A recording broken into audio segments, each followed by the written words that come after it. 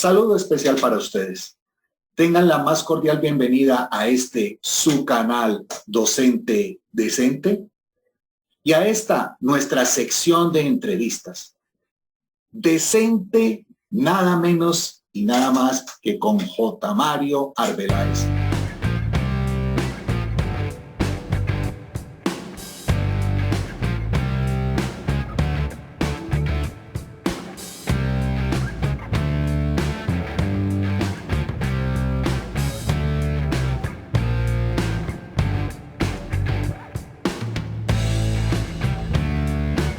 J. Mario, qué placer estar contigo aquí en el canal. Muchas gracias por tu generosidad, por tu disposición y bienvenido al canal Docente Decente. Lo mismo te digo, Francisco, pues muy contento porque pues tengo la disponibilidad, estoy viviendo en el campo, en Villa de Leyva, en las afueras, una casita muy agradable que logré construir, que se llama La Montaña Mágica, dedicado a mis 7.000 volúmenes, de los cuales pues tengo la gran mayoría por leer y escribiendo los libros que me faltan, que en realidad pues son bastantes, que tengo un proyecto y feliz de estar disfrutando en este momento de la edición de mi poemario completo que me ha hecho la Universidad del Valle. Se lanzó, pues mejor dicho, acaba de salir. Se llama Mi Reino por este Mundo. Es el mismo volumen por el cual en 1980 gané en la editorial de García Márquez, por entonces La Oveja Negra, el Premio Nacional de Poesía. Ese libro salió con 150 páginas. Era un libro antológico porque el libro concursó con 400 y ahora le agregué los poemas de los 80 al 2000. De modo que son 740 páginas. Eso pues ya de por sí es pues una coronada. Claro que sí, totalmente de acuerdo. Y ya que estamos arrancando por allí, bueno, quiero primero hacer un pequeño paréntesis allí, porque a propósito, pues tu nombre completo es José Mario Arbeláez Ramos. ¿En qué momento de tu vida quisiste ya como presentarte ante la gente, ante la comunidad como J. Mario? Sí, bueno, cuando comenzó el nadaísmo en 1958, pues capitaneado y formulado por Gonzalo Arango, Gonzalo Arango se firmaba sin mayúsculas y en una sola palabra, un caso Gonzalo Arango. Su copiloto en el movimiento se llamaba Amílcar Osorio, pero se puso Amílcar U. Jaime Jaramillo Escobar se cambió el nombre por X504. Sí, número de placa. El número de placa de carro. Entonces yo dije, pues yo debo tener también alguna nominación un poquito original. Y en las copas de plata que me regalaron en el bautizo, había 3 copas de plata y en las 3 decía J. Mario. Entonces yo dije, pues aprovechemos ese nombrecito en vez de José, que era tan corriente, y bueno, entonces quedó desde entonces, me firmé J. Mario, al principio J. Mario. Después en el camino, un periodista muy famoso que me daba mucho auge, que era Pardollada, el periodista cubano, que trabajó en Occidente durante muchos años. Con su programa radial El Mirador en el Aire. Mirador en el Aire y Mirador Columna del Occidente. Exacto. Entonces él fue el que me bautizó J. Mario también con una sola palabra, con la JOTA. Y desde entonces me gustó y dije, pues así como Krishnamurti, como ese tipo de nombres. Y yo no usaba el apellido Arbeláez, porque ni pensaba perpetuarme ni nada, yo no tenía afanes de reproducción. Entonces dije, con el nombre de solo ahí vale la pena. Entonces así, desde más o menos el 64, 65, vengo firmando de esa manera. Claro. J. Mario, pues ahora que estás hablando que hablaste de este libro que acaba de publicar la Universidad del Valle, yo quiero que empecemos también por allí. Nosotros cuando dialogamos para hablar de esta entrevista, me contaste 3 eventos que yo te dije, el universo se alineó contigo, las constelaciones, las estrellas, el cosmos en general se alineó para esas 3 maravillas que viviste. Y resulta que acontece que el pasado 21 de diciembre en la columna de los martes que tienes en El País, también escribes para El Tiempo, pero voy a hablar del País. Escribiste una columna titulada Vida y Obra, que si te parece voy a tomarme el atrevimiento, la vocería de leer dos fragmentos que bueno, es que mejor dicho, yo te digo, por mí fuera la leía toda, pero voy a tomar dos fragmentos que la verdad voy aquí a usurpar a Amparo Grisales, que lo hace en otro formato y para otra cosa, pero después de leer eso yo me ericé, como dice ella, ¿no? En sus programas del mundo del espectáculo, ¿no? Quiero porque a propósito de lo que mencionaste, hay tres eventos, tú acabas de nombrar uno, entonces voy a hablar de los tres. Entonces, voy a arrancar con una primera parte que me parece maravillosa, que así arranca además tu columna del martes 21, titulada Vida y Obra. Dice así: en esta rabiosa y eterna juventud de que disponíamos por los años 60, cuando oíamos que se hablaba de Cali Viejo, nos remontábamos a una cálida prehistoria y esbozábamos una sonrisa Pepsodent, con los dientes sin lavar.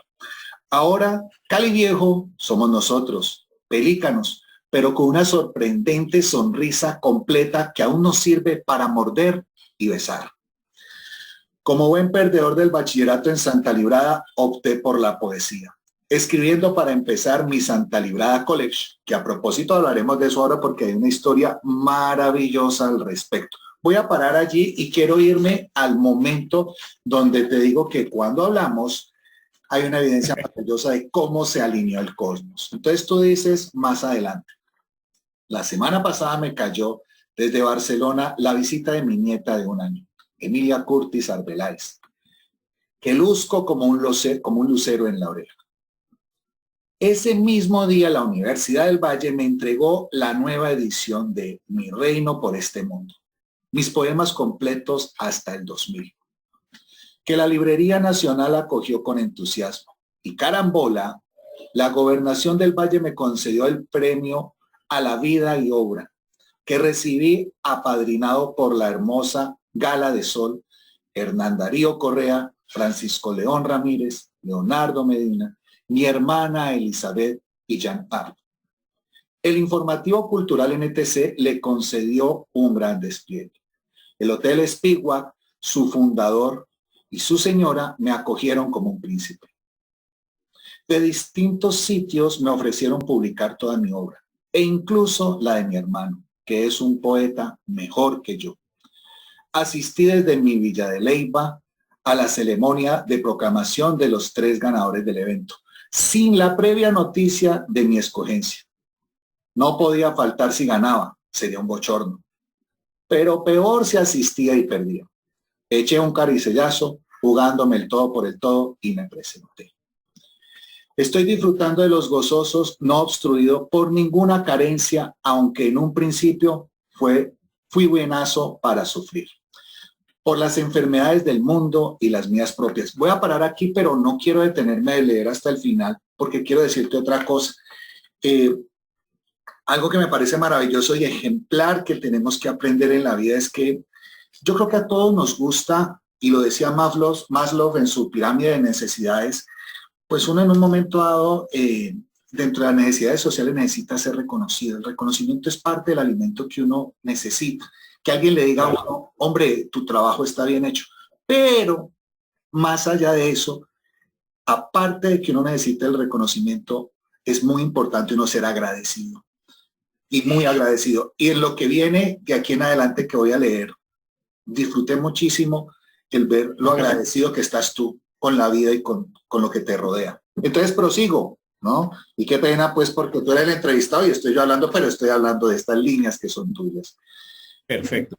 Entonces dice aquí: ahora estoy óptimo de salud, bien de prestigio, bien de presencia espiritual y corporal, bien de caricias. Por ello dedico esta plenitud a quienes me colaboraron para alcanzarla: a mi mujer, a mis hijos, a mis hermanos y a mis amigos. Pero también a esos sitios caleños que me fueron haciendo personero de la inconformidad que terminó convertida en confort.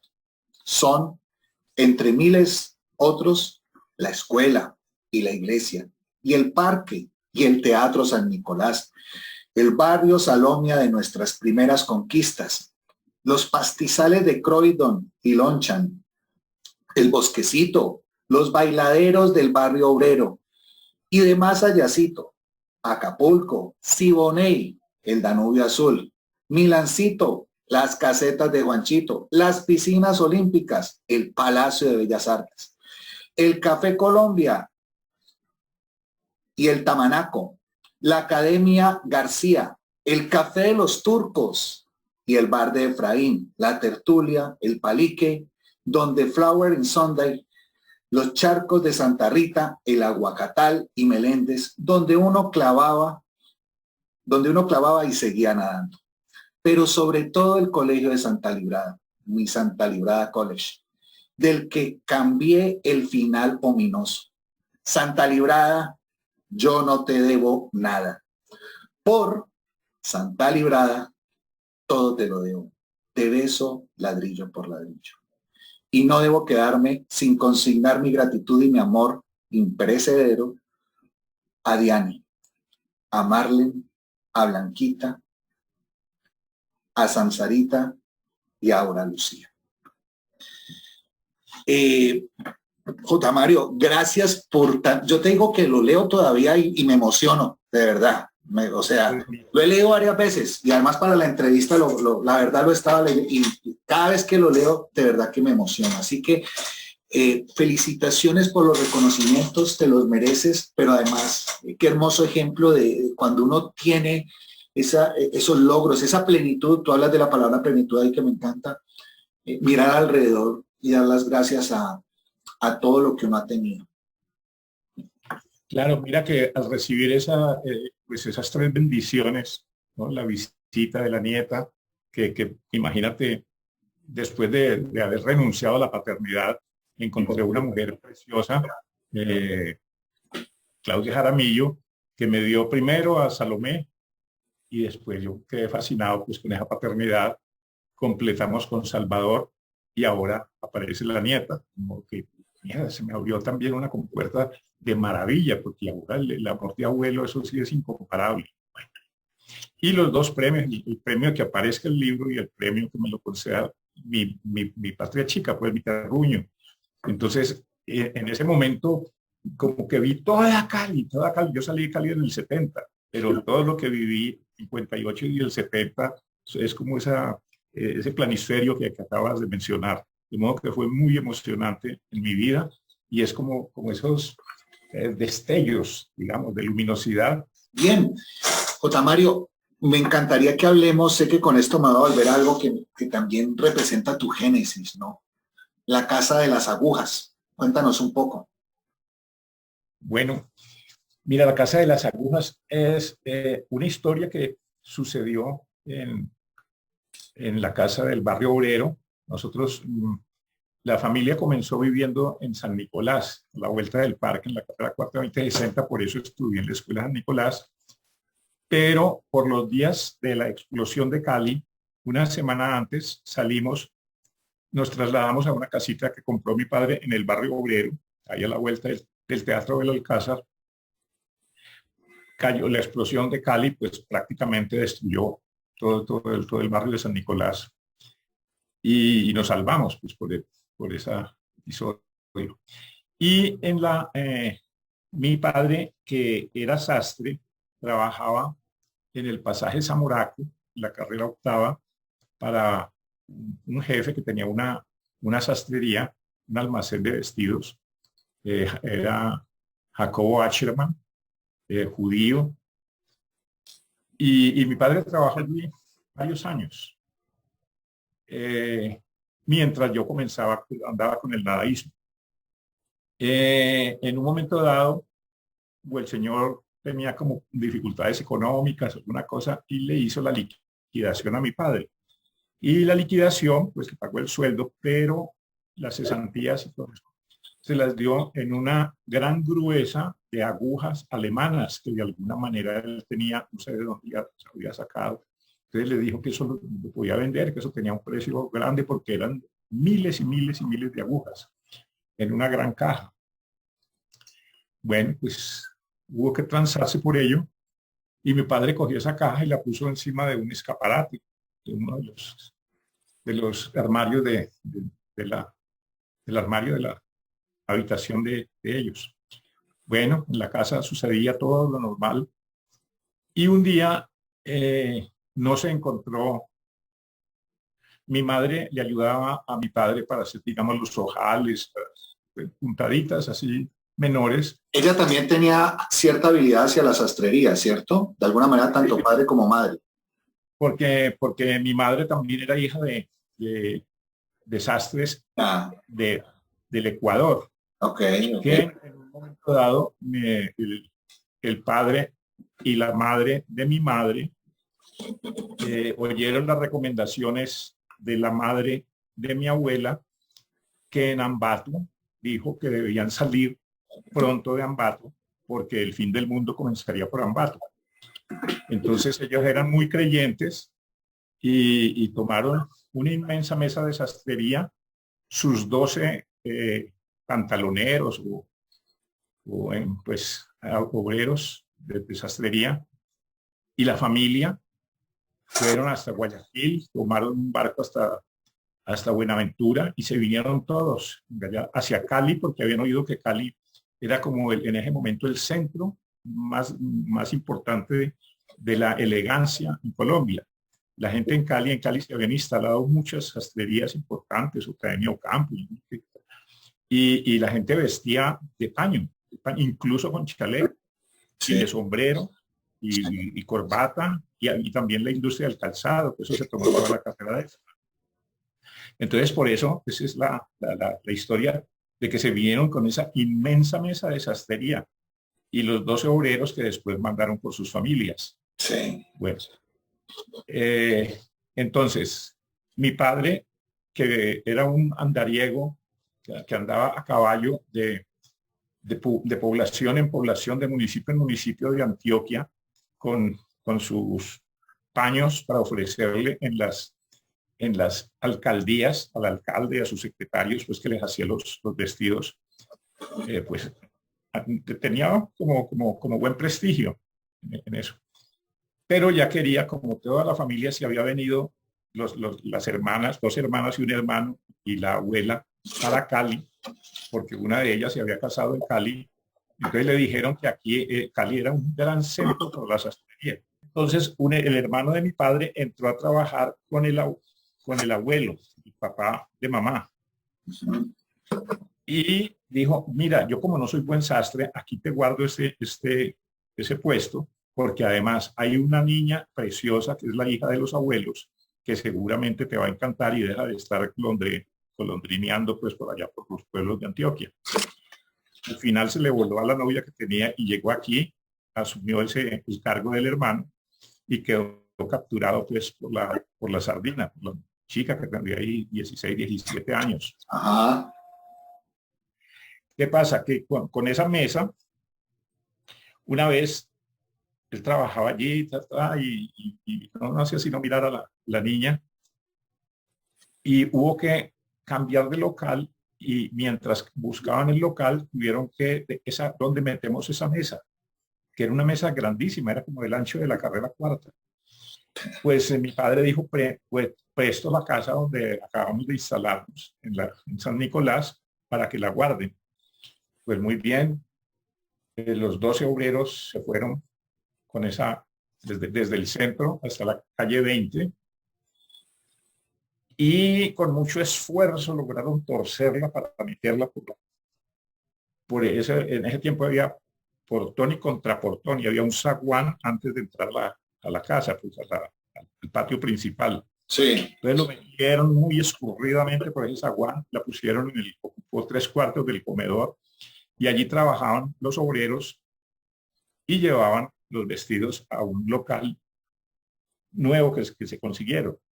Pero no, iban a poner la mesa también en el local, pero fueron a sacarla y ya no salió.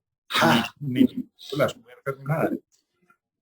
Entonces el abuelo tuvo que transarse por concederle a la niña para no perder la mesa. Por Dios.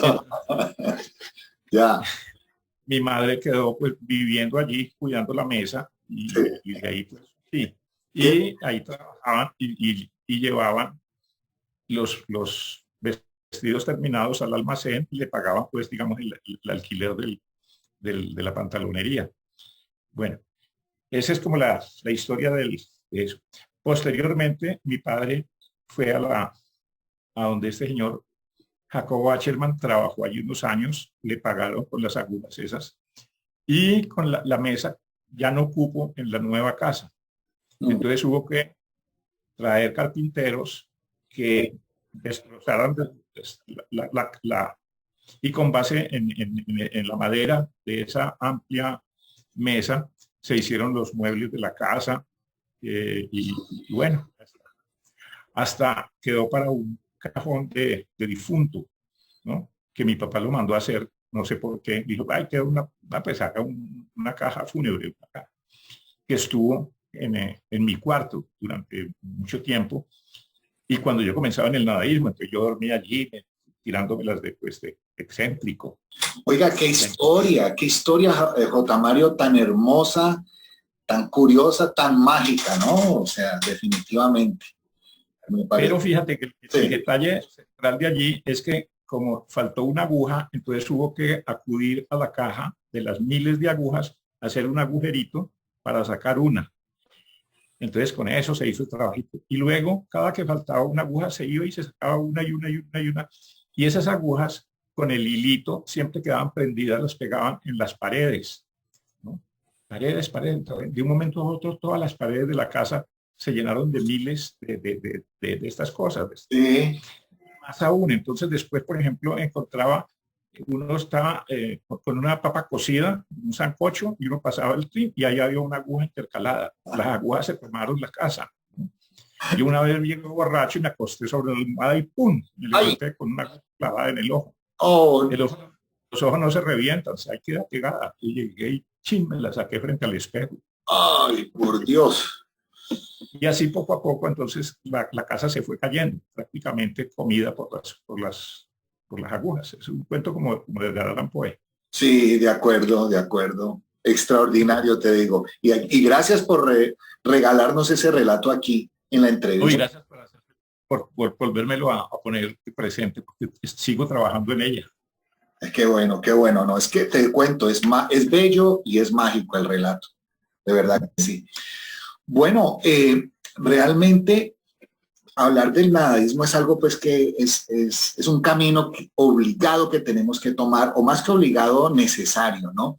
Y por supuesto, imagino que allí pues hablar de Gonzalo Arango es fundamental, es importante. Me gustaría que nos ambientes un poco. De hecho, ya mencionaste cómo 1958 fue importantísimo para ello, pero quiero darte la palabra apoyado en una frase que anoté que me llamó muchísimo la atención, donde tú planteas, 5 minutos después de salir del colegio, había descubierto el nadaísmo. Cuéntanos un poco entonces al respecto, J. Mario.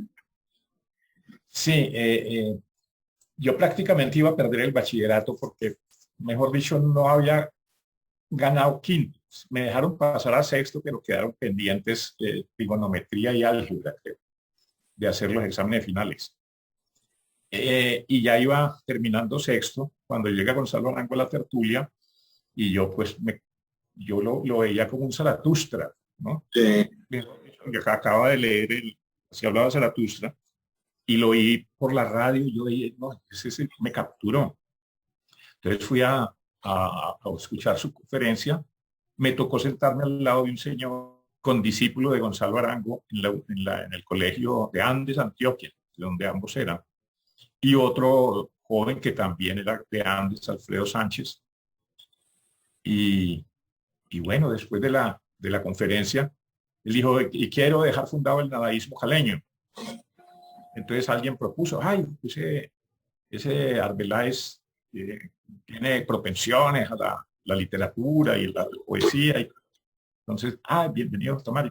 El otro era Jaime Jaramillo Escobar, compañero pues, de Andes, X504, como se llamó después. Sí. Estaba Diego León Giraldo, y Ducardio Inestrosa. Armando Romero, que es quien me acaba de llamar. Y bueno, conformamos el grupo que fue creciendo. Entonces, el día de la clausura del colegio, pues me llamaron, pero me dieron, padre Silva tuvo la condescendencia de darme el diploma enrollado, pero sin firmas, ¿no? Entonces, bueno, pero ahí me lo eché para no quedar mal con todos los padres de familia, mi familia, y además porque yo tenía la fiesta más grande esa noche donde iban casi todos los compañeros. Pues apenas me la entregaron y un compañero salió corriendo con la muestra del diploma de su hermano que se había graduado el año anterior, Armando Holguín Sarria. Entonces el hermano corrió con el diploma de él a falsificar, mejor dicho, a imitar las firmas de los secretarios y del rector y la cosa, y poner mi nombre en la letra gótica ese. Bueno, con el problema de que habían cambiado de secretario de Educación, pero mientras tanto me sirvió de pantalla. Entonces se hizo la super fiesta y y entonces como me sentí, pues, el único bachiller en la historia de Santa Librada que no había tenido el diploma, y yo ya me creía, pues, como decía Gonzalo Arango, que los maristas íbamos a ser geniales, locos y peligrosos. Entonces dije, no, pues qué afrenta. Entonces escribí un artículo, poema Santa Librada College como vindicación, ¿no? Poema vindicativo. Y muy pronto lo circuló por todo el mundo y fue muy, muy famoso.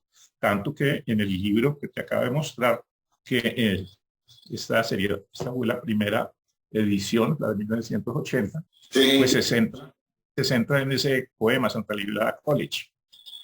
Pasados muchos años y cuando me ganaba varios premios, Hermínsul Jaramillo, profesor también famoso del colegio, reunió a la junta directiva y dijo: este J. Mario cada vez que se gana un premio nos hace quedar como un rabo al colegio porque él dice que es el único bachiller en la historia. Entonces decidieron darme el bachillerato honoris causa.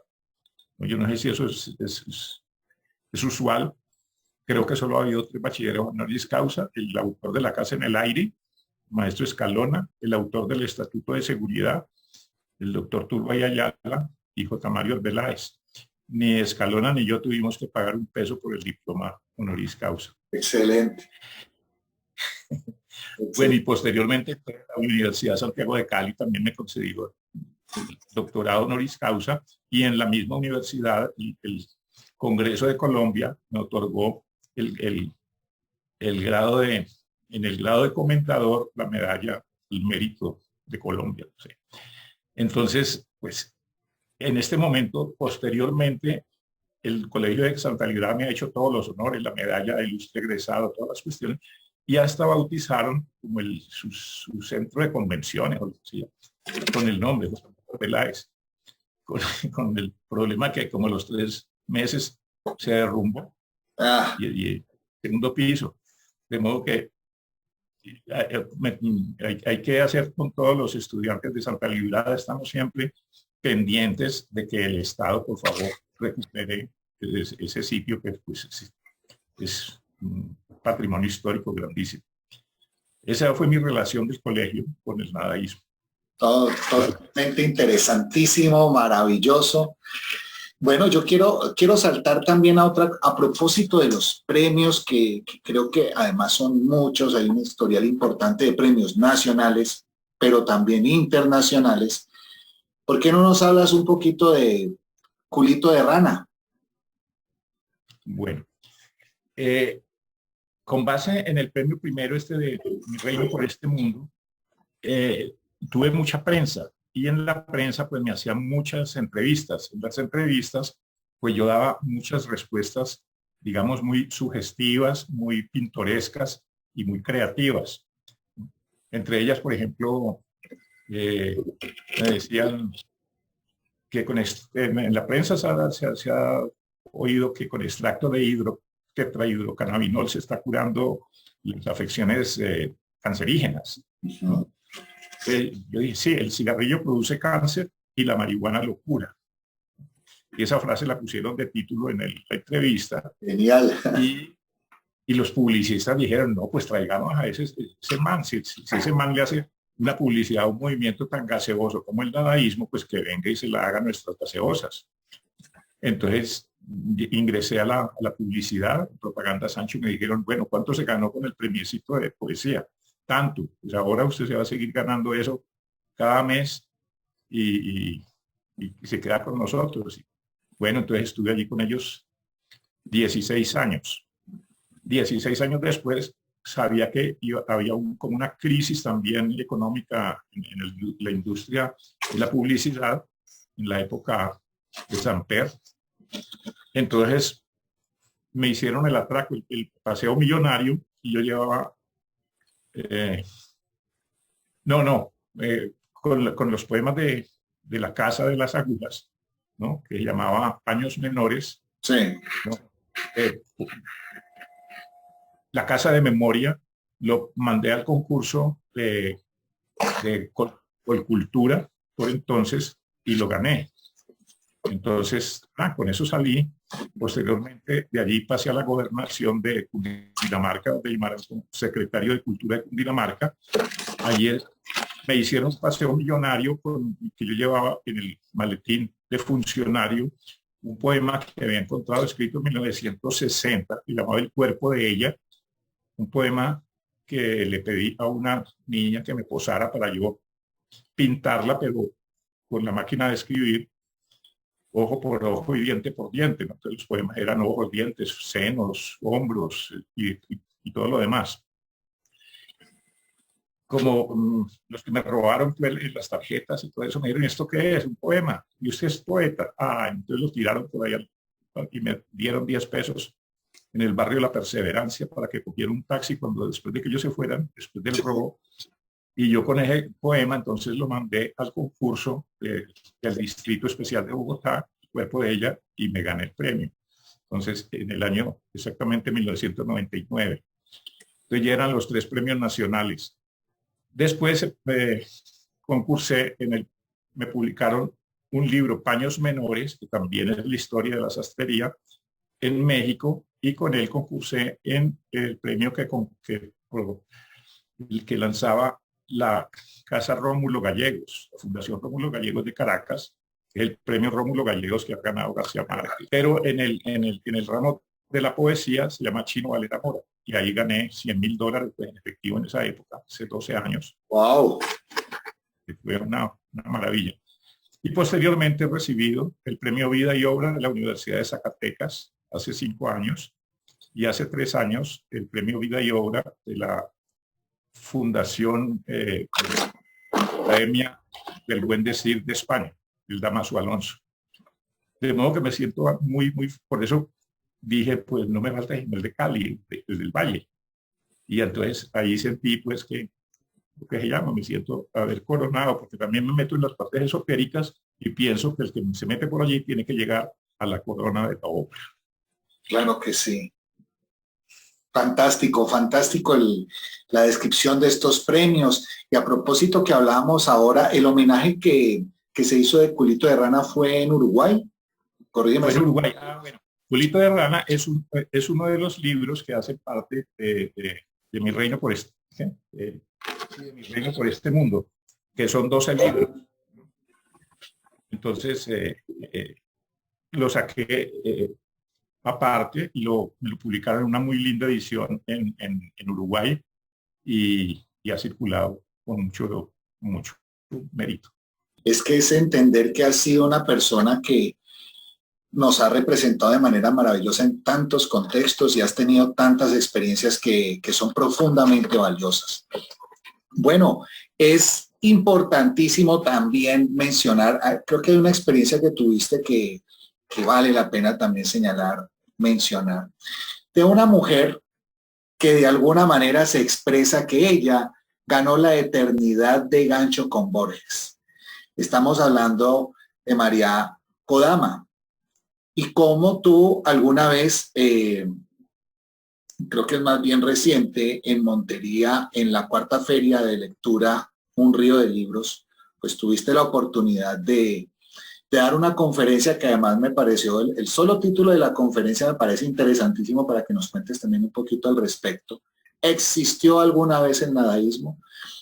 Y ahí de alguna manera darnos cuenta que María Kodama estaba en primera fila, muy pendiente de tu ponencia, de tu conferencia, y saber que estuviste con ella, que dialogaste con ella, y entender que ella pues también jugó un papel muy importante en la vida de Jorge Luis Borges, pues es interesante. Entonces, qué bueno que nos cuentes, que nos recrees un poco todo ese marco de vivencia que tuviste.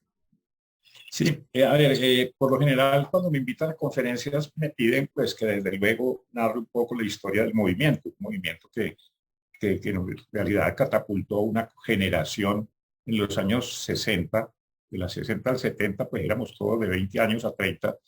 Gonzalo tenía 8 años más que nosotros, o 10, pero de todas maneras estaba muy joven, pues 30 años. Y preferí hacerlo como a la inversa. Existió alguna vez el nadaísmo porque mucha gente, los críticos, nosotros tuvimos unos críticos muy férreos, porque a pesar de ser nosotros rebeldes y revolucionarios a nuestra manera, no le caminaban mucho al Partido Comunista de asistir, pues, de estar bajo la férula de, imagínate, de Nicolás Buenaventura, cuando teníamos a Gonzalo Arango y además a todos y a Sartre y a todos los anarquistas de la historia. Solo el pintor Pedro Alcántara sí era firme con el partido, ¿no? Con el movimiento nadaísta, pero también con el partido nos trataba de acercar y nosotros seguíamos siendo revolucionarios, pero no matriculados pues en el sindicato, pues. Sí. Entonces, no concatenamos. Entonces siempre los marxistas nos atacaban y nos ponían como bufones de la burguesía, en esa terminología que se tenía por entonces, o que todavía está la mantienen. Porque nosotros nos burlábamos de la burguesía en sus salones y los burgueses apenas terminábamos nos llevaban encantados a sus casas a celebrarnos, ¿no? A darnos whisky y tal, allá nos sumábamos nuestros baretos y les quemábamos las alfombras y les galanteábamos a las señoras de la casa y tal. Sí. Bueno, en todo caso, pues era la manera de burlarse uno del establecimiento. Como decía Gonzalo, si el establecimiento es imposible de tumbar, vamos a desacreditarlo. Entonces, era como una consigna y no dejar una fe intacta ni un ídolo en su sitio. Entonces, de esa manera, pues nos integramos a ese tipo de lucha. Qué interesante, J. Mario. Y específicamente, ¿cómo fue entonces ese diálogo, ese acercamiento con María Kodama? En esa conferencia de Montería, María Kodama estaba muy bien en primera fila y el meollo del discurrir era que en realidad confesé que el nadaísmo nunca había existido, que había sido un invento de nuestros enemigos para desacreditarnos y salir de nosotros. Era una ironía, una picardía, lo cual generó pues una carcajada general, un entusiasmo general y entre el público había un enemigo del nadaísmo, que no mencionaré su nombre, y que ha sido enemigo de casi todos los poetas que ganan algún premio. Y ahí en presencia pues de María habló de Borges, la relación entre Borges y Bioy Casares, porque María Kodama se había referido de una manera un poco displicente con Bioy Casares. Pues yo de todas maneras hice una referencia a la relación que ellos habían tenido, sobre todo porque leí un hermoso libro de Bioy Casares, como de 1500 páginas sobre toda la historia con Borges. Y el tipo insultaba a María y yo la defendía. Al otro día nos tocó viajar juntos y ella estaba como muy, pues, de todas maneras, llena de gratitud con mi actitud y muy simpatizante también con lo que contaba del nadaísmo. Y nos tocó viajar hasta el aeropuerto, esperar varias horas en el aeropuerto, después llegar a Bogotá. Entonces tuvimos más o menos como 5 horas de diálogo. Entonces fue muy lindo porque integramos. Imagínate estar uno en una compañía que le abre todas las compuertas a uno para hablar de intimidades casi, con Borges y que supiera de lo nuestro. Entonces, hubo una muy hermosa integración. Qué bueno, qué bueno, qué buena experiencia. Incluso ahora que hablabas del nadaísmo, tengo entendido que ustedes como grupo tomaron una postura muy interesante cuando este movimiento ha tenido tanta fuerza y de hecho todavía lo tiene, pero en su momento el propio diccionario Larousse pues dijo, bueno, no, vamos a integrar la palabra al diccionario y ustedes finalmente decidieron que no. ¿Por qué no nos cuentas un poco al respecto, ¿no? Y qué posturas se derivaron para tomar esa decisión? Bueno, en realidad sí, del diccionario Larousse nos pidieron, por favor, mándenos una definición muy clara del nadaísmo. Lo que pasa es que las definiciones de diccionario, por lo general, son definiciones lógicas. Sí. Y nosotros estamos tratando de salirnos de la lógica, ser un poco patafísicos, o estábamos integrados en ese momento en el Zen, que el Zen se sale como de lo razonable en las preguntas, ¿no? Por ejemplo, ¿qué horas son? Las flores del manzano están cayendo, las respuestas. Entonces, en principio no queríamos dar una definición racional, porque lo racional se destruye, ¿no? Por contradicción. Eso por una parte, pero por otra parte pedían una fotico de uno de los integrantes. Entonces no nos poníamos de acuerdo cuál sería la foto. Desde luego pedía ser Gonzalo, pero también los otros estábamos ya creciditos. Sí. Pero por otro lado, al final existen 100 definiciones del nadaísmo, todas falsas. Entonces, y nadaísmo y antinadaísmo son la misma cosa. El nadaísmo nunca tuvo una definición racional ni de diccionario, por eso, y nos pareció muy lindo que fuera la única palabra en español que no figurara en el diccionario. Qué interesante, además me parece tan coherente con la propia postura. Ahora, en ese orden de ideas y de recuerdos, ¿qué me podrías decir, J. Mario, de El Crisol? Esa fue una maravilla porque Alfredo Sánchez, que era muy amigo del dueño del Crisol, Rafael Isidro, no sé si era Molina. Bueno, y Rafael Isidro, que era un político también, le ofreció a Alfredo Sánchez que hiciera el suplemento del periódico. Y ese suplemento le pusimos Esquirla. Y Esquirla funcionó en el Crisol como durante 10 o 12 años. Siempre bajo la dirección de Alfredo Sánchez y en una época bajo mi jefatura de redacción. Y ahí publicábamos todo lo impublicable, al Marqués de Sade, a Nabokov, a Henry Miller, a Allen Ginsberg, imagínate el poema de Allen Ginsberg, Aullido, más las colaboraciones de cada uno de los nadaístas de Medellín y de Cali, principalmente, porque hubo nadaístas de todos los lugares.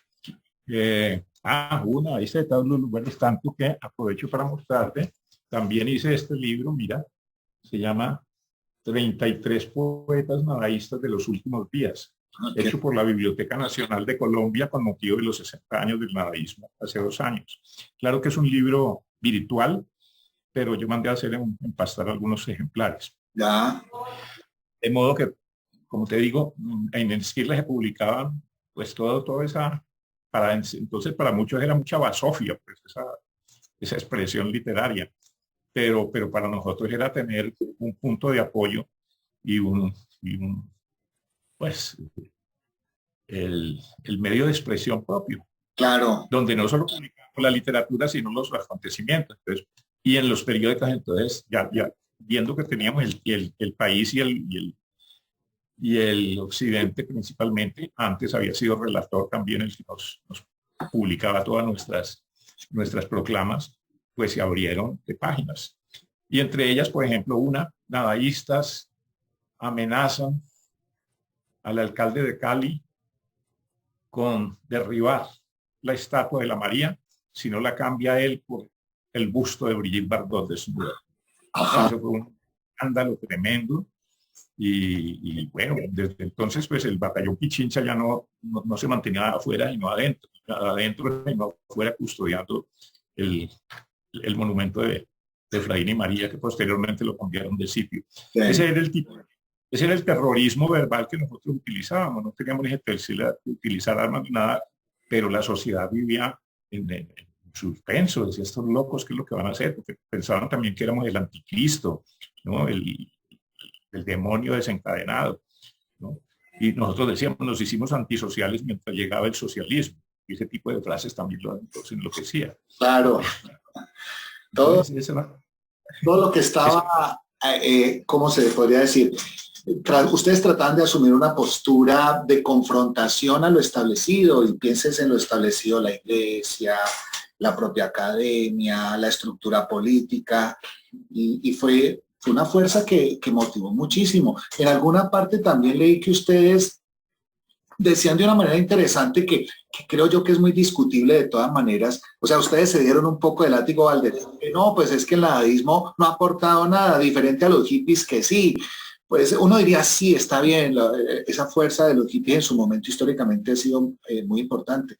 Pero yo creo que el movimiento nadaísta persiste, y creo que de alguna manera sus réplicas en estas generaciones están allí. Podrá tener ahora otro nombre, otro traje, pero la esencia es la misma, ¿no? Es una opinión a la distancia, ¿no, J. Mario? Mira, los hippies acabaron con la guerra del Vietnam. Sí. Los nadaístas acabamos con la guerra de Colombia. ¿Por qué? El doctor de la Calle es un miembro del movimiento nadaísta y fue el que logró apaciguar, así después hayan tratado de borrar esa paz que se logró, y entonces eso se le debe al nadaísmo, porque él siempre se confesó nadaísta desde que entró a la política. Entonces fíjate que hay también unas concomitancias, ¿no? Totalmente de acuerdo. Bueno, quiero cambiar la página a otro asunto muy interesante en tu vida, J. Mario. Bueno, de muchos que hay. ¿Por qué no nos cuentas un poco tu experiencia de viaje a la India y todas las repercusiones que eso ha traído a tu vida, ¿no? Las transformaciones que uno podría decir ha tenido en una persona como tú. Sí, hace unos años, unos 6 años, Santiago Gamboa era cónsul en la India,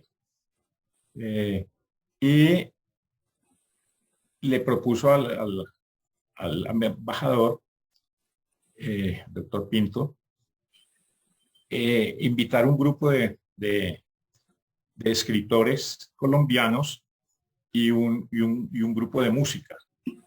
Los escritores colombianos fuimos Juan Gabriel Vázquez,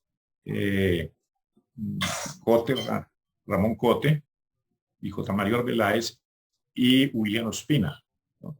Y el grupo de música era el Chop It Down, ¿cómo es que se llama? Sí, Chop It Down, sí. Eso, que fue un éxito rotundo también. Nos presentamos en Nueva Delhi y en Calcuta. Y llegamos pues a un hotelazo.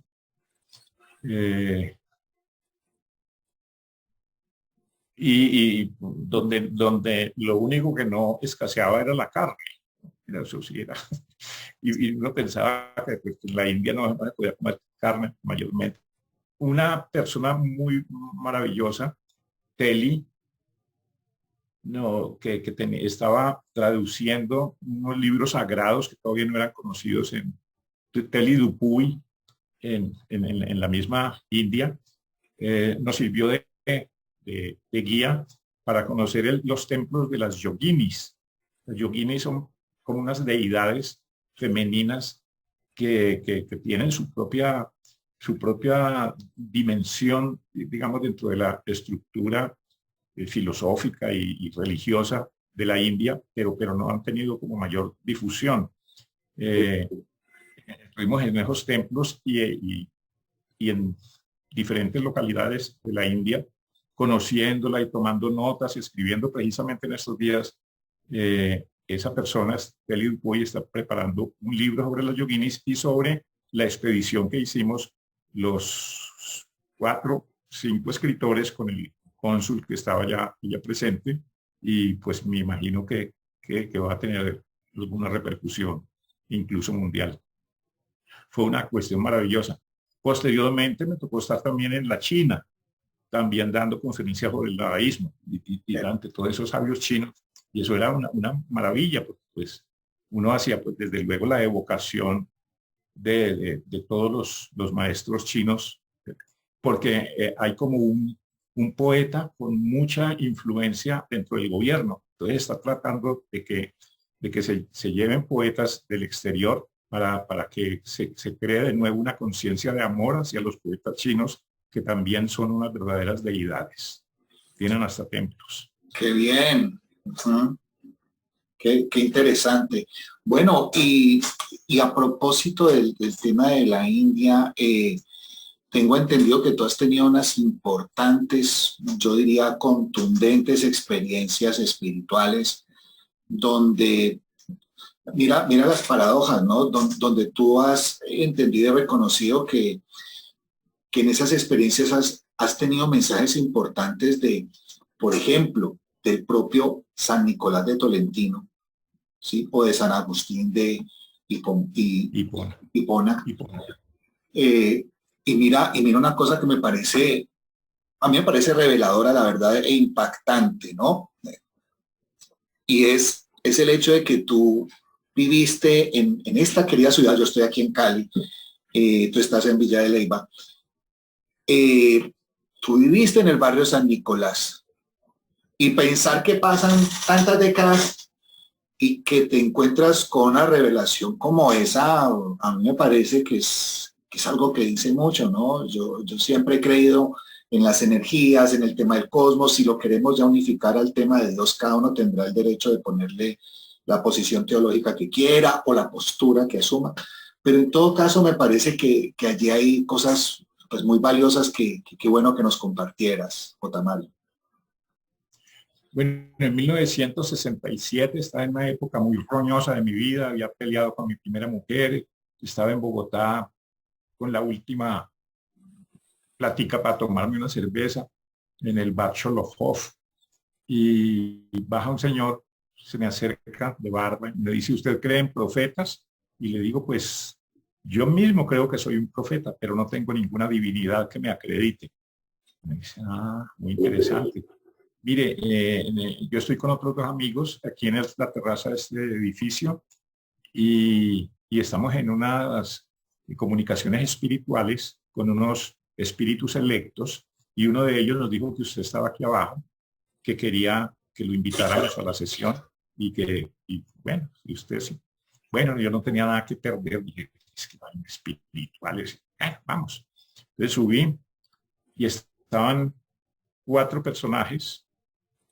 tres personajes dedicados a la Ouija, ¿no? La tabla esa con letras y todo eso. Sí. Y estaban en invocación a unos espíritus. Pues llegaron y: bienvenido, J. Mario, a hacer mayor confidencia y explicación, y estaré con vosotros en unos minutos, dijo la tabla. Muy bien. Entonces me explicaron: mira, es que nosotros en una época estábamos en la cárcel y no teníamos otra diversión que pues, llamar espíritus por esto. Llamábamos a Brigitte Bardot, a Marilyn Monroe, a Gandhi, a Gaitán. Bueno, y en un momento dado se nos atravesaron unos espíritus selectos que nos reclutaron para que hiciéramos una labor de limpieza en la tierra de la manera como se estaba tratando la divinidad de Jesucristo, que Jesucristo no corresponde a los parámetros como se maneja en el Vaticano, sino que tiene otra presentación. En ese tiempo también estaba muy de acuerdo la teología de la liberación, ¿te acuerdas? Claro. Pues desde principalmente desde Brasil. Y bueno, yo muy interesado con el asunto, muy bien, y comenzaron a leerme la vida, todo lo que había sufrido o había vivido y había hecho, y las posibilidades que tenía de hacer, y me ofrecieron que me iban a llevar de la mano, me iban a propiciar todos ciertos triunfos. Yo, por ejemplo, todos esos premios de literatura provienen de allí, y las relaciones posteriores que tuve, pues, primero con la maga que tenía la hija María de las Estrellas, que la fui convirtiendo en una estrellita de la literatura y murió a los 13 años. posteriormente la dama con quien vivo, que me dio pues los 2 hijos y lo que estoy viviendo, los empleos, los triunfos y todo esto, pues yo lo adjudico al premio de la divinidad que me dieron nuestros maestros. Ustedes se presentaron, soy Nicolás de Tolentino, primero me habló Nicolás, después me habló San Agustín, y me pusieron pues como en la tarea de dar conferencias, que ellos me iluminaban y me llevaban de la mano y de la mente, y en un momento dado yo iba a recibir pues la compensación, pero que también en un momento dado yo tenía que dar testimonio de la divinidad de Jesucristo, de una manera muy linda, muy original. Pues, únicamente me arrepiento de mis pecados y me vuelvo cristiano, no era eso, no era hacer. Eso traté de hacerlo cuando vino el Papa la última vez y lo mandé al Tiempo, una crónica maravillosa, y creyeron que estaba mamando gallo y no la publicaron. Entonces, pero tengo que buscarme otro momento así como estelar para hacer esa proclamación, y estoy disponible y dispuesto a ello. Por eso, como me dices, tengo un momento espiritual que imagínate, a los 81 años, ya después de haber metido baza en todos los temas, entonces me falta dar el tema del espiritual, ¿no? Bueno, y a propósito de ello también, una última pregunta en ese sentido. ¿Qué tan cierto es que de alguna manera tú descubriste que en una reencarnación anterior fuiste Nerón? O sea, ¿cómo fue ese punto? A ver. No, esos mismos maestros, eso sí lo tenía pues para la crónica, pero aprovecho para decirlo. A lo mejor este programa era el detonante para contar esto, pues, para comenzar a cumplirles a los maestros. Me dice Nicolás que la barba que tenía y todo eso era la misma del barbirrojo. Y me dice, sí, porque tú, en tu encarnación anterior, tú tuviste el estigma de haber acabado con muchos cristianos. No, por Dios. Nerón, dice Nerón, ¿no? Tú purgarás su culpa, ¿no? Uy, Dios mío. Ay, con razón, yo quería ser bombero. Yo aquí en Cali quería meterme de bombero, precisamente como... Y escribí un poema que llama Nerón y yo. Ajá. Y me dijeron, sí, y busca su culpa porque tú la purgarás. La manera de purgarla, después me he leído como 50 biografías de Nerón y cosas sobre él, y el hecho es que Nerón ha sido escogido para ser el anticristo, ¿no? Cuando llegue Cristo va a tener ese impacto. Y el hecho es que como me descubrieron que yo era la reencarnación de Nerón, mi misión es convertirme a Cristo antes de que Él llegue por segunda vez, y en vez de ser su adversario, le dé la bienvenida. Imagínate la belleza de misión. Y es, qué maravilla, qué maravilla. Si la gente que no lo crea dice se la está fumando verde o es ficción, no. Pues como ficción también es una belleza, pero te lo estoy diciendo desde el corazón, que es real, y que por eso pues tengo como cierto esplendor al terminar mi vida. No, Otamario, la verdad, hablar de terminar la vida, yo no sé, yo te veo y te leo y te veo con tanta fuerza, con tantas ganas, que por Dios, o sea, creo que uno aprende de personas como tú el hecho de entender que la juventud y el brillo no están ligados a la piel o a la condición física, o sea, es otro asunto. No podré decir exactamente cuál, pero es otro asunto, y tú respiras eso, tú respiras ganas, vida, empuje, mejor dicho, sí, como que, acabamos esto, bueno, y ahora ¿para dónde es que es? O sea, mucha gente No, pero... Dime. No te digo lo de terminar mi vida con el hecho de que me sienta agobiado. Okay. Vale la aclaración. Sí, por la cuestión de los 81, pues sí. Cuando iba a pensar uno que llegaba a esta edad, yo no pensé que pasaría de 40 primero y de 60 después, pero ya no, más del 80 todavía. No, yo me siento con roble en todo sentido y mentalmente. Y, bueno, Qué bueno. entonces, por eso, claro, no tengo ninguna, pero sí estoy tratando mucho el tema de la muerte en mis columnas y todo, pero como con cierto gracejo, ¿no? Como lo hacía Jaime Jaramillo también Escobar en su momento, en sus coplas con la muerte. Sí, sí, sí, de acuerdo. A propósito de eso, quiero señalar de manera un poco corta, pero no lo quiero dejar pasar, la columna que también escribiste en El País el 21 de julio del año pasado, ¿sí? Claro, tú con tantas columnas, pues imposible pues que si yo te digo que te acuerdes de cuáles, pues no creo, ¿no? Pero pues con el título ya te irás ubicando, ¿no? Valorar la vida. Contextualicémonos que el 21 de julio del año pasado yo creo que estábamos con este tema de esta pandemia, pues, y de todo este asunto del confinamiento y tantas cosas, estábamos pues como en el punto máximo seguramente, ¿no? Que todavía obviamente hay que enfrentar, pero pues el año pasado estábamos en una condición compleja. Y a propósito de la vida y demás, aprovecho aquí para hacer una pequeña catarsis personal.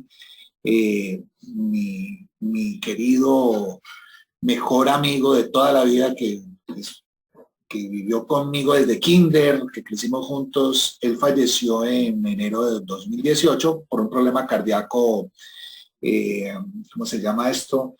Heredado de su padre que había muerto de una afección cardíaca cuando nosotros estábamos en el colegio, y un hermano de él después murió también por eso, hasta que le llegó el turno a él. Él había enfrentado ya muchas condiciones que ha superado, pero el 23 de enero de 2018 se fue. Entonces, por acá quiero leer algo de lo que tú escribiste. Voy a leer un fragmento de esa columna que me encantó y que me alimentó mucho, y que por eso aprovecho para agradecer. El hecho de que todos nos tengamos que morir no quiere decir que sea hoy ni todos al tiempo. He perdido tantos familiares y tantos amigos y tantos amores y tantos compatriotas que casi solo la vida me queda, y esa no me la voy a dejar quitar. Desde que estaba niño apunté en mi cuaderno de escritura en plena violencia: yo no pedí nacer, pero no por eso me voy a dejar matar. Y no hablaba solo de asesinos armados, sino de la misma muerte aparentemente inocente, esa basurera de huesos. Pues hay muertes naturales que también son un asesinato. Darío Lemos, cuando caminaba conmigo y miraba el horizonte de sus desgracias, sin importarle la chaqueta de fantasía del atardecer de Medellín, exclamaba: ¿esto es la vida? Y yo, como buen nadaísta caleño y picadito, lo consolaba: la vida es todo. Él insistía en su quejumbre, hasta que lo apoyaba el cielo con un aguacero de mierda. Sin embargo, él me reiteraba: un día valdrán más mis detritus que el frasco de tu colonia. El Givenchy se me acabó, los poemas de Darío permanecen. Y eso que murió hoy hace 30 años. Paro ahí. No, o sea, me parece un relato maravilloso de la vida, de la fuerza, de las partidas, que de verdad te agradezco. Aprovecho el espacio para agradecer tanto que nos has dado, J. Mario. De verdad. Perdóname, no quisiera finalizar, ya que evocaste a Darío Lemos, sin contar que entre mis amigos hay actualmente publicados 3 libros, pero maravillosos, maravillosos, que pueden ser el legado del nadaísmo. Uno es Poesía para hoy, de Jaime Jaramillo Escobar, quien murió hace unos pocos meses. Sí. Es una recopilación de sus mejores poemas, pero maravilloso, y muchos son inéditos, que no salieron en sus libros anteriores. También salió un libro, este es publicado por la Universidad de Antioquia. Jaime trabajó 33 años en la Biblioteca Piloto de Medellín, en talleres literarios que daba todos los sábados, últimamente a través de las redes. Eduardo Escobar acaba de publicar hace poco Insistencia en el error. Una maravilla de libro de poesía, pero maravilloso, de Sílaba Editores. Qué bien. Y en trazos y sílabas de Armando Romero, es la reedición de un libro publicado en el 95, Armando Romero, de los Nadaístas de Cali, que vive en Estados Unidos, también lleva 30 años en la biblioteca de la Universidad de Pittsburgh, ya se pensionó, y vuelve a publicar el primer tomo, Un día entre las cruces, se supone que con las tres cruces, como es el primer tomo de una trilogía que termina con La Rueda de Chicago, que también acaba de ser publicada en inglés en Estados Unidos. De modo que, y aparte de estos dos libros de Jaime Jaramillo Escobar y de Eduardo Escobar y el de Armando Romero, los tres, el libro próximo, todavía no le tenemos el título, de experiencias místicas de mi hermano real, Jan Art, que vive en Cali y que pues no ha tenido mayor repercusión a nivel público porque ha estado muy introspectivo y muy dedicado en su labor mística a acompañar y señalar el camino a los que están próximos a la despedida. Qué bien, qué bien, qué bien. Bueno, yo no puedo cerrar esta entrevista sin dos preguntas que creo yo son muy interesantes. Tres creo, y qué pena que le agregue más caldo al asunto. Lo primero, J. Mario, no sé tú qué opinas. Yo siento en mi rol docente y universitario, siento que nos cuesta, y me voy a incluir allí, no vayas a creer que, lo voy a decir un poco con vergüenza, pero prefiero avergonzarme y decirlo. Yo siento que nosotros los colombianos tenemos muchas dificultades para tener un gusto real, genuino por la lectura. ¿Sí? Quizás también por eso como sociedad tenemos tantas brechas y dificultades de tener otro tipo de país, ¿no? Entonces yo le insisto mucho a mis estudiantes de hacer el esfuerzo de romper ese promedio cultural que tenemos de distancia, de apatía a la lectura, porque no es fácil, ¿sí? Creo que, y más en una sociedad donde la tecnología nos vuelve más visuales y facilistas a las imágenes, a los videos, y no al acto de la lectura. ¿Cómo ves tú ese panorama? Y si es así, ¿qué hacer para que el colombiano se aproxime más a la lectura? Bueno, toda la vida esa ha sido una preocupación y una lucha. Se tenía la información de que Colombia era uno de los países que más leía. No sé los promedios que haya actualmente, creo que ha bajado, pero en los años 60 sí se leía, del 60 al 70, mucha gente estaba absolutamente entregada a la consulta de libros. Sirvió mucho la irrupción de las librerías nacionales. Don Jesús trajo la Librería Nacional de Barranquilla, la instaló en Cali y en Cali fue el detonante. Hubo primero dos en el Parque Caicedo, hoy sí se mantiene la que queda enseguida de la catedral, y posteriormente pues en Bogotá ya estaba la de Barranquilla, en Medellín, y ahí en casi todos los centros comerciales. Ese fue una maravilla que logró hacer Felipe Boza, que era un jovencito en los años 60 que simplemente acomodaba libros por allí y siguió las huellas de don Jesús Ordóñez y logró hacer un imperio de la lectura. Bueno, claro que después de la lectura y de la literatura, llegó la música en los 80 o al final de los 70, y entonces fue la guitarra eléctrica la que le sacó. Ya los muchachos no andaban con su mochilita llena de libros, sino con una guitarra. Bueno, eso también es una evolución dentro de la parte artística. Sí. ¿No? Pero creo que de todas maneras el libro tiene un porvenir. Pues no tendrá ese porvenir el mundo, pero creo que es que del libro sale el mundo. Es que el libro es como la creación del universo.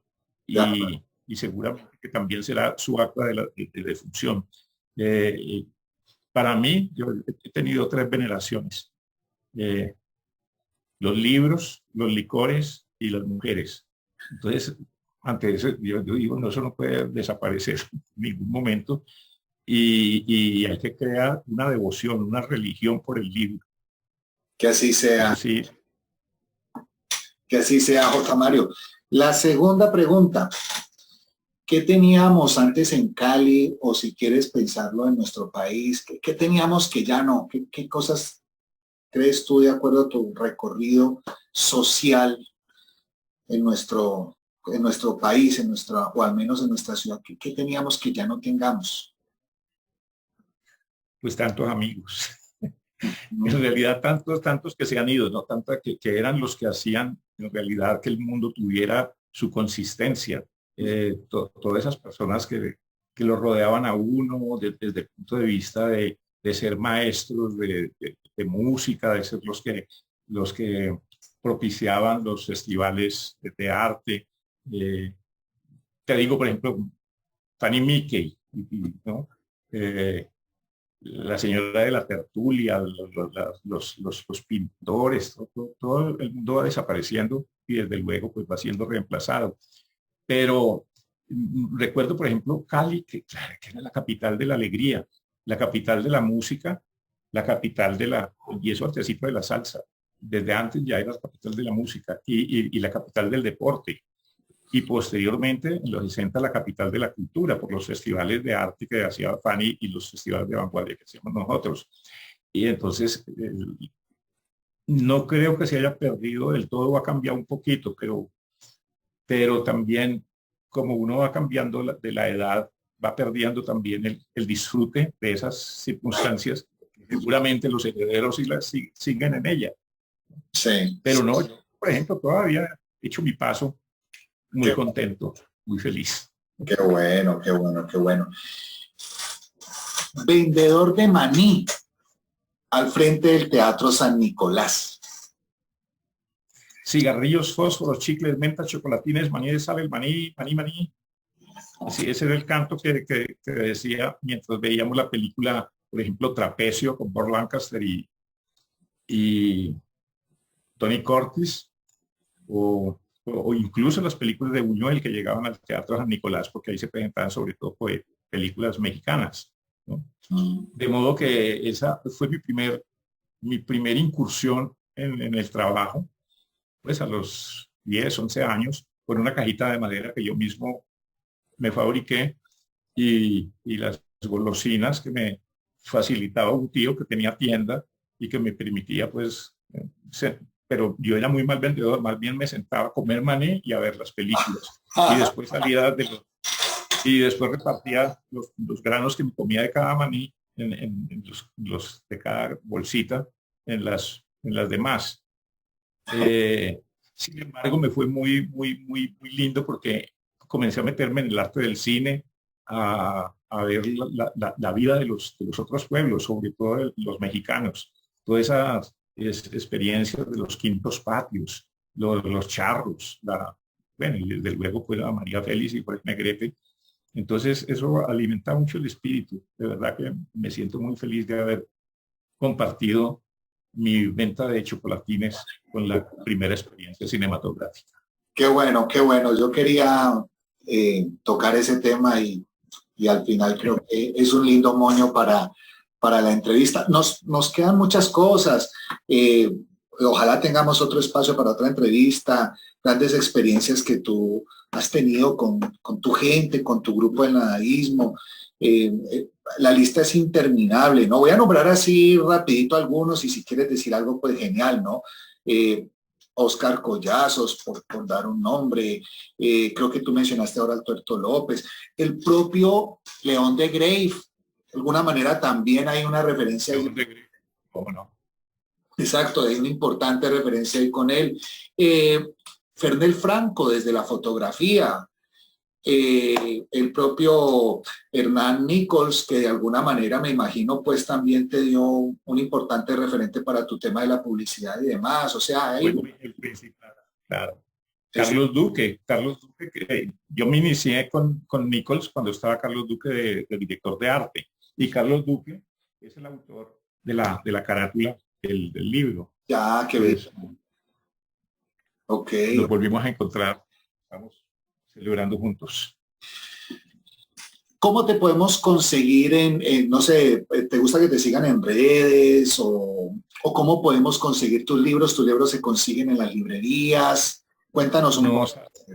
No, en este momento no hay ningún libro en la librería. El único que va a estar, y ahora después del 4 de enero, es Mi reino por este mundo. Pero en virtud de ese premio y todo este voltaje que hemos revivido, me han solicitado diferentes editoriales que les entregue libros que estoy produciendo. Te cuento una cosa, con base en yo escribo 4 columnas en El País y 2 en el Tiempo mensuales, o sea 6, más otras eventuales en otros medios. Bien. Yo tomé la determinación de cada columna, ya las columnas no hablo de los problemas que tiene el Ministerio del Exterior con las conversaciones con otros países, ni reclamos de que porque no ponen pues un nuevo servicio de atención al cliente en el barrio de Siloé. Ajá. Sino que cada columna es el borrador de un texto literario que después lo voy a trabajar en forma y hará parte de los libros nuevos que estoy trabajando. Estoy trabajando en un libro que se llama Los días contados, que son otros 10 tomos donde los amores, los viajes, los libros, los amigos, la guerrilla, las drogas, ¿no? Y la espiritualidad. Entonces, en ellos me regocijo y me regodeo en las columnas para después transformarlas en esos cánticos. Bueno, por ese lado, entonces, ese es el trabajo que estoy actualmente adelantando. Qué bueno. Y seguramente este libro es un libro muy grande, 740 páginas. Posteriormente, y están aglutinados 5 libros que ya salieron y 5 que quedaron inéditos, solo están en ese complejo. Puedo publicarlos desgranaditos porque pues yo creo que va a tener cierta resonancia y cierto interés para los lectores. Pues J. Mario, un verdadero placer. Créeme que me gocé esta entrevista y hace rato parecía como el clásico, como dicen el circo Hermanos Gasca, que se despide, que dijo que última pregunta y me iba a otra y a otra, porque de verdad que hablar contigo es apasionante. Quiero decirte que eres un importante referente para la sociedad, para las juventudes, y entendamos la juventud, insisto en eso también, no solo en una posición física, sino en un estado mental, emocional, de energía y de alma que todos tenemos y que tú encarnas plenamente. Si tú tienes 81, yo no sé por dónde están ni dónde se ven, porque igual las ganas, tu alegría, tu forma de hacer las cosas, es que es más, mira cómo estamos cerrando la entrevista, con todas las cosas que actualmente estás haciendo y vienen. Y creo que eso es, ¿no? Y todos sabemos que tenemos una fecha de vencimiento en esta vida, no sabemos cuál es, pero bueno, que el día que nos coja, pues estemos en ese ritmo, en esa alegría. Gracias porque lo contagias. Esto se vuelve un sano virus. Estos son de esos virus que vale la pena tener. Así Gracias. Que me has contagiado de ello y te agradezco infinitamente por tu calidez. Te deseo lo mejor para ti, para tu familia, y espero que estés pronto nuevamente en el canal.